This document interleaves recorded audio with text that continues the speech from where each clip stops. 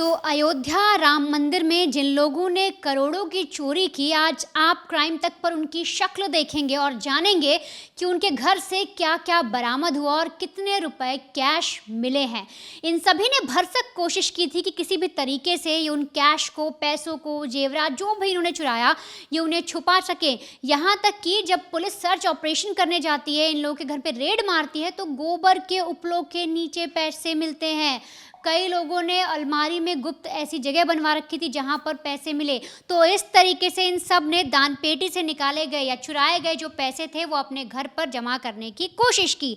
सबसे पहले ज़्यादा देर ना करते हुए जो आप डॉक्यूमेंट देख रहे हैं इसमें हर एक का नाम है। अब आप तस्वीरें देखना शुरू करिए। सबसे पहला नाम आता है अविनाश शुक्ला का। कि इनका नाम सबसे पहले क्यों आता है? क्योंकि इनके घर में बकायदा संदूक ही बरामद हो गया है। एक ऐसा संदूक जिस पे लिखा है राम राज्य कोष, यानी कि जो पैसे चढ़ाए जाते, जो दान पेटी में रखे जाते थे, वो सारा इसी में आता था। उसके ऊपर एक क्यूआर कोड चिपका हुआ है और ये बकायदा एसआईटी ने इनके घर से जब्त किया है। अब इनके घर से और क्या क्या चीज़ें मिली हैं? तो दरअसल 20,40,000 रुपये। सोचिए, 20,40,000 जो श्रद्धालु जाते हैं भगवान से पर अपनी आस्था रखते हैं, उनको नतमस्तक होते हैं, फिर दान पेटी में कोई चढ़ावा चढ़ाते हैं, अपने कुछ जेवर होते हैं, कोई झुमका चढ़ाता है, कोई पायल चढ़ाता है, जैसी जिसकी श्रद्धा होती है वो भगवान को अर्पित करता है। लेकिन उसके बाद ये जो अविनाश शुक्ला जैसे लोग हैं जो वहाँ पर काम कर रहे हैं वो दानपेटी का सामान चुराते जाते हैं। अगर इनके पिता की बात करें तो नाम है राम सजीवन शुक्ला, कौशलपुरी के रहने वाले हैं। और तो और इनके घर से, जैसे हमने आपको बताया, 20,40,000 रुपये नगद मिले हैं और उसमें से 1,121 अमेरिकी डॉलर भी मिले हैं। यानी कि राम मंदिर में ना सिर्फ रुपए पैसे चढ़ाए जा रहे थे बल्कि डॉलर में भी पैसे चढ़ाए जा रहे थे। तो उसमें से 1,121 अमेरिकी डॉलर मिले हैं अविनाश शुक्ला के घर से। इसके अलावा चांदी की धातु मिली है जो बताई जा रही है लगभग 160 ग्राम की है। एक प्याली बताई गई है कि एक छोटी सी एक प्याली मिली है, उसको ये देखना बाकी है कि वो किसकी है, वो चांदी की प्याली है या किस चीज़ की प्याली है। उसका बताया जा रहा है कि 8.25 ग्राम उसका ही जो वेट है। इसके अलावा एक पीली धातु भी इनके घर से मिली है करीब 3.5 ग्राम की। तो ये सारा जो पैसा था, ये जितने भी चीज़ें जो चढ़ाई गई थी भगवान राम को अर्पित की गई थी, सब ये चुरा कर अपने घर ले आए थे और इनके घर से सारी चीज़ें बरामद हुई। अब एक एक करके बाकी नाम भी जानते चलिए। फिलहाल इस पूरे मामले में जो जाँच चल रही है, 400 लोगों पर गाज गिरी है, लेकिन उनमें से अभी की लिस्ट में पुलिस ने जो चीज़ें छानबीन की उनमें से करीब 7 लोगों के घर से कई तरीके की चीज़ें बरामद हुई। अगला नाम है मनीष कुमार यादव का। इनके पिता का नाम है सुधीर कुमार और साथ ही साथ ये अयोध्या के ही रहने वाले हैं, नया घाट पे। इनके घर से 2 लाख रुपए मिले हैं। अब उसमें आप सुनिए, 2 लाख तो मिले इनके घर में, बाकायदा कैश मिला, लेकिन नोटों की गड्डी कितनी मिली? 500 के नोट मिले हैं। 270 नोट थे 500 के। सोचिए 270 नोट कितने हो जाते हैं, कितनी बड़ी वो गड्डी होगी। इसके अलावा 200 के जो नोट थे इनके घर में वो 105 नोट थे। 105 नोट इनके पास, सोचिए, ऐसे बिछे हुए, और वो कितने के थे? सारे नोट जो थे वो 200 के नोट थे। इसके अलावा 100 के 400 नोट मिले हैं, यानी कि 400 नोट इनके घर में 100 रुपए के थे। यानी हर जो भी चढ़ावा चढ़ा जाता था, जैसे हमने आपको शुरुआत में बताया था कि जब काउंटिंग की जाती थी या जब दानपेटी खोलकर सामान रखा जाता था तो सारे जितने भी नोट थे, 100 के नोट अलग, 200 के नोट अलग, 500 के नोट अलग, इस तरह से हर नोट को डिस्ट्रीब्यूट किया जाता, अलग अलग रखा जाता था एक साथ। तो ऐसे ही सोचिए, वहाँ से उठाकर ले आए। जैसे मान लीजिए किसी ने 400 नोटों की, 100 रुपए के जो नोट होते हैं उनकी 400 नोट इकट्ठे एक साथ रख दिए। अब उसी में से अपने आप बंडल जो है इन्होंने छुपाया और अपने घर लेकर ये आ गए। तो इस तरह से इनके घर में सामान मिला है। इसके बाद अगला नाम आता है करुणेश पांडे। इन सब की आप तस्वीरें भी देखिए और जानिए किस तरह से ये लोगों को धोखा दे रहे थे। लोग इन्हें समझ रहे थे कि ये राम मंदिर में सेवा कर रहे हैं, लेकिन ये तो अपने ही घर की तिजोरियां भरने में लगे हुए थे। अब अगर इनकी बात करें करुणेश पांडे की, तो इनके पिता का नाम है रामराज पांडे। ये भी अयोध्या के तालढोड़ी के रहने वाले हैं। इनके घर से जो कैश मिला है वो मिला है 18,07,000। और आप यकीन करिए कि जो भगवान राम को कुछ लोग सिक्के अर्पित करते हैं, किसी ने 10 रुपए के सिक्के चढ़ा दिए, किसी ने मान लीजिए 1 रुपए का सिक्का चढ़ा दिया, वो तक इनके घर में मिला है। आप यूँ समझिए कि इनको इतनी ज़्यादा चोरी करने की तलब हुई है, इतना ज़्यादा इन्हें अपने घर का खजाना भरना था कि इन्होंने सिक्के तक नहीं छोड़े। जब एसआईटी की टीम, जो लोग पहुँचे वहाँ पर, जब उन्होंने काउंटिंग करवानी शुरू की, तो सोचिए, जैसे पहले नोट वगैरह मिले तो नोट तो मिले, लेकिन वो सिक्के भी काउंट किए गए और जब उन सिक्कों को काउंट किया गया तो पूरी कीमत बैठी 18,07,063 रुपए। तो ये सारे इनके घर से बरामद हुए। और उसके बाद आपको एक जीजा और साले की जोड़ी के बारे में भी जानना जरूरी है। नाम है अनुकल्प मिश्रा और दूसरे का नाम है लवकुश मिश्रा। ये जोड़ी है जीजा और साले की। और कहा जा रहा है कि अविनाश शुक्ला के बाद अगर किसी ने मिलकर सबसे ज़्यादा लूट की है, सबसे ज़्यादा चोरी की है, तो वो इन दो यानी जीजा साले की जोड़ी ने की है। और करीब करीब 31 लाख के आसपास इन्होंने कैश यूँ समझिए लूट लिया है राम मंदिर से। अब सबसे पहले अनुकल्प मिश्रा की बात करते हैं। इनके पिता का नाम है रविंद्र कुमार मिश्रा, कौशलपुरी के रहने वाले हैं, अयोध्या में। इनके घर से 16,42,040 रुपए बरामद किए गए हैं। अलग अलग तरीके के नोट थे, 500 के भी नोट थे, 100 के भी नोट थे, 50-50 रुपए के भी नोट थे। तो इनके घर से ये सारी चीज़ें बरामद हुई। इसके बाद जो लवकुश मिश्रा हैं, जिनके पिता का नाम राजेश कुमार मिश्रा है, ये ठाकुरान के रहने वाले हैं। इनके घर से 14,25,000 रुपये बरामद किए गए, जिसमें से गौर करिएगा 500 के 2,850 नोट मिले। अब सोचिए 500 की वो गड्डी या वो पैसे कितने ज़्यादा होंगे, एक पूरे ब्रीफकेस में भरकर रखा होगा, क्योंकि जो नोट थे वो 2,850 थे 500 के। तो इनके घर से मिले 14,25,000। अगर आप दोनों का काउंट करें, जो जीजा साले की जोड़ी है यानी अनुकल्प मिश्रा और लवकुश मिश्रा का, तो करीब करीब 31 लाख यानी 31.5 लाख के आसपास ये पूरा जो कैश है वो बैठता है और वो इनके घर से बरामद किया गया है।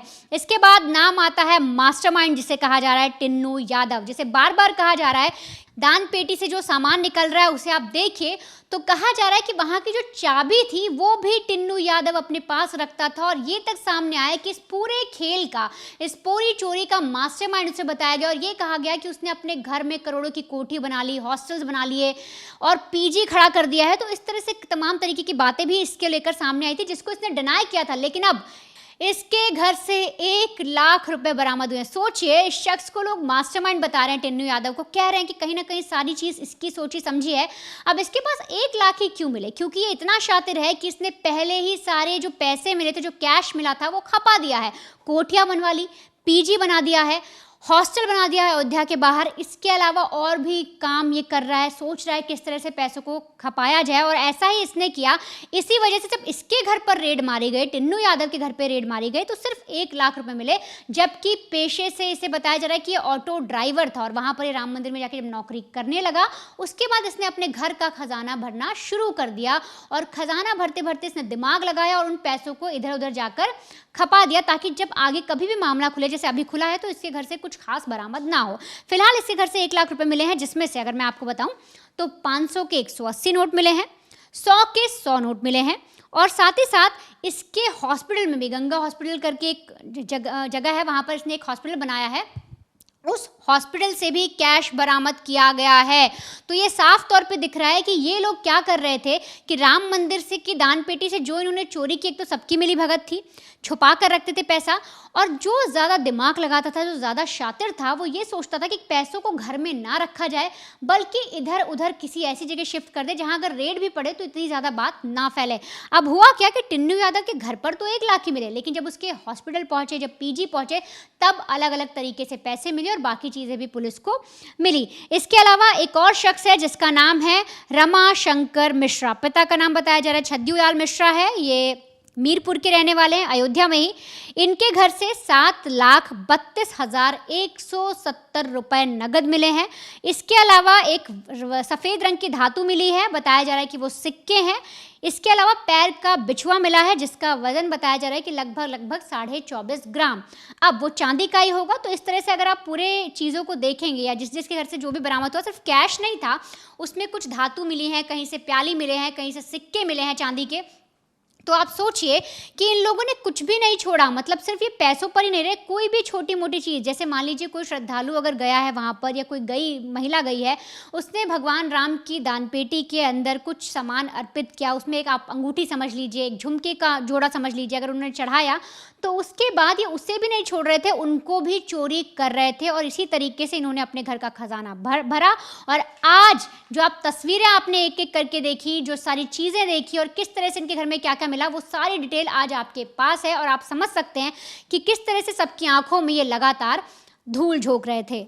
तो आपने इन चोरों की तस्वीरें देखी, आपने ये पता किया कि किस तरीके से कितने कितने नोटों का एक गबन कर चुके हैं। ये वही नोट हैं जो आप और हम जैसे लोग जाकर दान पेटी में जो पैसे डालते हैं, उस पैसे को समाज कल्याण में लगाने के सिवा ये अपनी जेब को भर रहे थे। अब यहां पर एक सवाल तो बनता है इन जैसे लोगों के लिए कि देखिए, पाप आप जब करते हैं तो आपके मन में एक डर होता है कि मैं पाप करने जा रहा हूं, और भगवान के घर में बैठकर, भगवान के कदमों में बैठकर ये चोरी कर रहे थे। इनके अंदर की इंसानियत कहां चली गई थी? वो इंसान कहां था जिसे शर्म आनी चाहिए, जिसे डर लगना चाहिए कि मैं बहुत बड़ा पाप कर रहा हूं, भगवान के घर पर चोरी कर रहा हूं। और जब ये पकड़े गए हैं तो रहम की भीख मांग रहे हैं, और इन पर रहम की भीख क्योंकि इन्हें डर है, क्योंकि जो इन्होंने चुराया है अब एक एक कर कर भेद खुलना शुरू हो रहा है। ये करते क्या थे? दरअसल उस कमरे में, जिस कमरे में पैसों की काउंटिंग होती थी, वहां पर एक तरीके से सीसीटीवी लगाए हुए जरूर थे कोने कोने पर, लेकिन सीसीटीवी लगे कैसे होने चाहिए? जहां पर नोटों की काउंटिंग हो रही है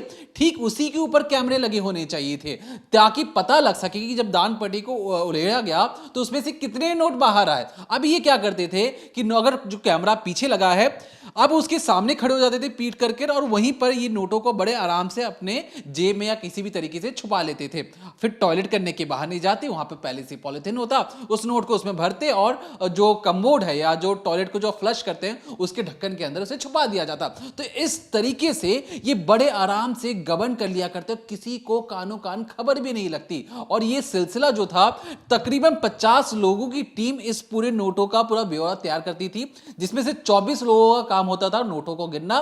12 लोग उन घेरा बना के खड़े रहते थे और देखते थे कि कोई हेरा फेरी तो नहीं कर रहा। अब सोचिए, 60 गार्ड इस तरीके से हुई कि 24 लोग जो वहां पे बैठे थे और जो 12 लोग आसपास घेरा बना के बैठे थे, उन सबकी निगरानी बड़े आराम से इतने बड़े कांड को अंजाम दिया जा रहा था। हर कोई नीचे से जो पैसे की काउंटिंग कर रहा था मिल चुका था, उन्हें लग रहा था कि फ्री फंड का पैसा है, इसका ना कोई ब्यूरो मांगेगा ना कोई ब्यूरो रखता है, हम ही हम है तो क्या हम हैं, क्योंकि जो हम काउंट करके लोगों को आगे बताएंगे वही सच होगा, जो हम लिख देंगे रजिस्टर में वही सच होगा, बाकी सारी चीजें झूठ होंगी। और वो इसलिए अगर आप 100 रुपए के 10 नोट वहां पड़े हैं, जिसमें से वो 3 नोट अपने जेब में रखते थे, 7 नोट की एंट्री दिखा देते थे। अब सोचिए, इतने इतने पैसों का ये गबन कर चुके हैं, और ये वो पैसे हैं जो इनकी अयाशी, इनकी प्रॉपर्टीज और तमाम चीजों को एक तरीके से ये इस्तेमाल कर चुके हैं। और जो बचे कुछ पैसे हैं, जो 20-20 लाख, 14 लाख या 16 लाख आप सुन रहे हैं ना,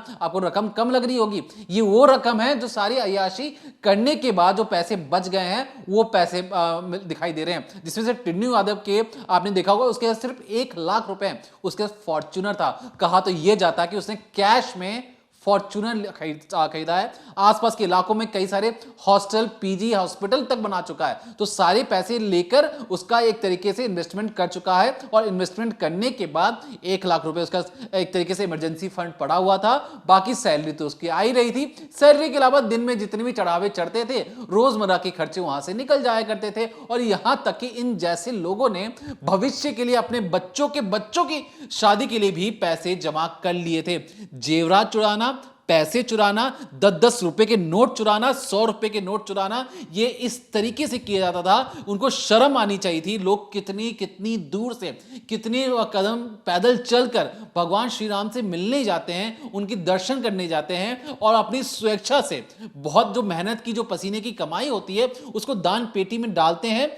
उस दान पेटी को उठाकर ये अपने घर लेकर चले जाते हैं। सोचिए, जिस शख्स ने या जिस किसी भी भक्त ने भी वहां पर पैसे डाले होंगे इस उम्मीद में कि यहां पर समाज कल्याण में इस पैसे का इस्तेमाल होगा, मैं भगवान श्री राम के कदमों में पैसे डाल रही हूं या डाल रहा हूं, तो इससे उस इलाके में उत्थान का काम होगा, जिसका वर्षों से इंतजार किया। उस घर के अंदर ही उसी के लोग वहां पर बैठकर अगर चोरी करेंगे, तो सोचिए कितने लोगों के मन में ठेस पहुंचा होगा। क्योंकि एक कहानी ये भी थी कि गाजियाबाद के एक शख्स ने अपनी मां के गहनों को बेचकर श्री राम मंदिर में वहां पर एक तरीके से उनकी मुकुट के लिए सामान दिया था, या कई सारे मुकुट दिए थे। वो मुकुट पहली बार तो वहां लग जाते हैं, लेकिन उसकी अगली बार से ये मुकुट मिलते ही नहीं है, और पता लगता है कि ट्रस्ट के एक शख्स के अलमारी में उस मुकुट को रखा गया था। अब सोचिए, उस शख्स ने जब इस खबर को सुना होगा, उस न्यूज को सुना होगा, उस पर क्या बीती होगी, वो क्या सोच रहा होगा कि मैंने कितनी मेहनत के बाद अपनी मां के गहनों को बेचकर ये मुकुट बनाया और उस मुकुट का किस हाल में उसे रखा जा रहा है, अलमारी में रखा जा रहा है। उसे भगवान श्री राम की शोभा को बढ़ाना था, बजाय उसके वो चोरों के हाथ में उनके अलमारी तक पहुंच गया।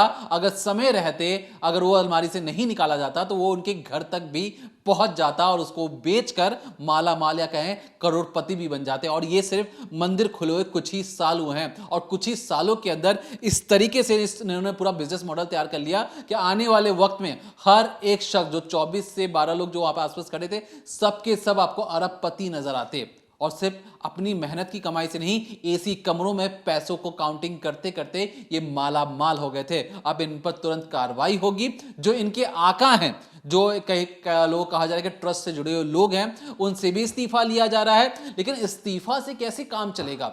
उन लोगों को सोचिए जिन लोगों ने भरोसे के साथ आपको नोट दिया, आपको पैसे दिए, आप उन्हीं को चुरा ले रहे हैं। क्या अगली बार वो भक्त वहां पर आएगा? अब तक जो न्यूज आई है हमारे पास कि चढ़ावा डबल हो गया है। इस खबर के आने के बावजूद भी, क्योंकि लोगों को भगवान पर भरोसा है, लोगों को मंदिर पर आस्था है और ये टूटनी बिल्कुल भी नहीं चाहिए। और इन जैसे लोगों पर कठोर से कठोर कार्रवाई करने की बेहद जरूरत है, क्योंकि इन जैसे लोग अगर आगे कोई भी ऐसा सोचे भी कि मैं दान पट्टी से 10 रुपए चुरा लेता हूं या 1 रुपए का सिक्का चुरा लेता हूं, तो उनके मन के अंदर डर बैठना बेहद जरूरी है। और इसलिए लगा कि हमें तस्वीरों को दिखाकर इनके कितने कितने नोट इन्होंने चुराए हैं, जो जो नोट आप चढ़ाते हैं, ये नोट किस तरीके से इनके पास पहुंचे, ये हर एक चीज आपको बताना बेहद जरूरी लगा। इसलिए हमने कोशिश की कि इस डिकोडिंग क्राइम के जरिए राम मंदिर में जो एफआईआर की कॉपी थी उसे हमने कमेंट सेक्शन में पिन जरूर कर दिया। आप भी जाके उसे पढ़ सकते हैं, समझ सकते हैं कि किस तरीके से इन चोरों ने एक पूरी इस हरकत को अंजाम दिया और बड़े आराम से अपनी जिंदगी जी रहे थे।